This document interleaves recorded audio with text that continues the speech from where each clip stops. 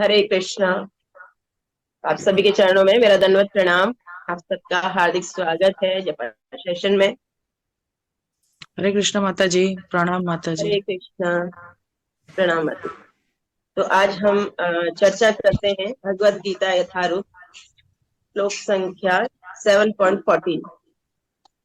तो श्लोक है, देवी होशा गुणमयी मम माया दुरत्या मामेव ये प्रपद्यन्ते माया मेताम तरन्ति ते। तो यहाँ पर भगवान श्री कृष्ण कह रहे हैं कि जो तीन गुणों से युक्त मेरी दैवीय शक्ति है, से उस माया से पार कर पाना उसको अत्यंत कठिन है। तीन गुणों से युक्त जो मेरी दैवीय शक्ति माया है, उसको पार कर पाना अति कठिन है। किंतु जो मेरे शरणागत हो जाते हैं वो उसको आसानी से पार कर पाते हैं। तो ये जो माया देवी है, ये कौन है? ये भगवान श्री कृष्ण की बहिरंगा शक्ति है। भगवान से इसको शक्ति प्राप्त हुई है ना। तो लेकिन इस माया को पार कर पाना हमारे लिए संभव नहीं है। कौन व्यक्ति इसको पार कर सकता है? बता रहे हैं, भगवान कह रहे हैं जो मेरे शरणागत हो जाता है, जो मेरे आश्रित हो जाता है, मुझे सरेंडर हो जाता है, वो व्यक्ति इसको आसानी से पार कर पाता है। तो जब हम सब जानते हैं कि माया बहुत प्रबल है ना, माया को पार करना मुश्किल है, लेकिन हम माया के प्रति बहुत लापरवाह रहते हैं। माया से डरते भी हैं लेकिन लापरवाह भी रहते हैं। तो हम जब व्यक्ति किसी से डरता है तो वो क्या करता है? उसे सावधान रहता है ना। लेकिन हम सब क्या करते हैं? सावधान नहीं रहते हैं। हम ये प्रयास नहीं करते कैसे बच पाएंगे इससे।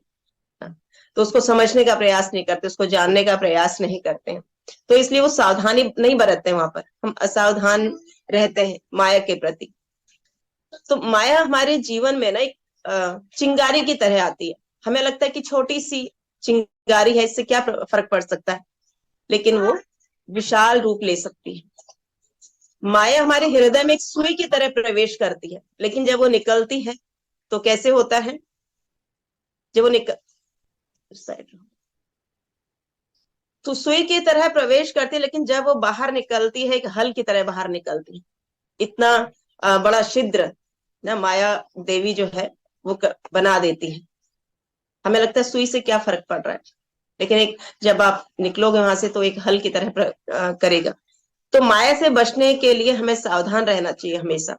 तो सावधान रहने के लिए क्या करना है? नित्य भगवान का नाम जप करना है, भगवान के आश्रित रह के भगवान का भजन करना है, भगवान की आज्ञा के अनुसार चलना है।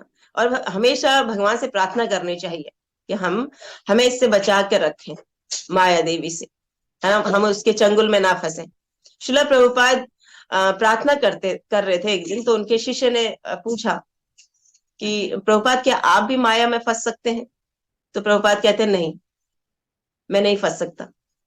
तो प्रभुपाद, तो वो शिष्य बोलते कि अगर आप नहीं माया के चंगुल में आ सकते हैं तो फिर आप प्रार्थना क्यों कर रहे हो? तो प्रभुपाद कहते हैं इसीलिए मैं माया में नहीं फंस सकता, क्योंकि मैं डेली क्या करता हूँ?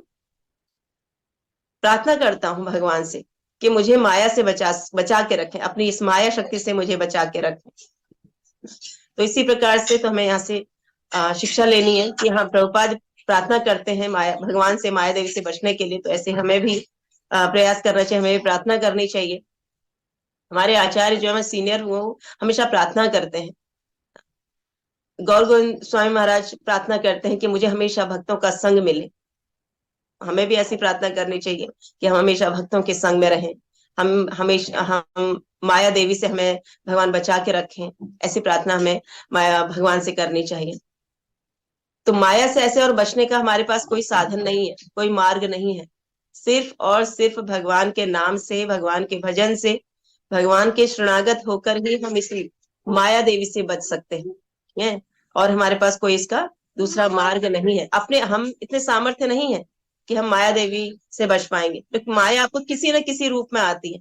बताते हैं कि जो हमारा परिवार है ना, तो ये परिवार भी माया के रूप में ही है। हम इन्हीं पे फोकस करते हैं, है ना।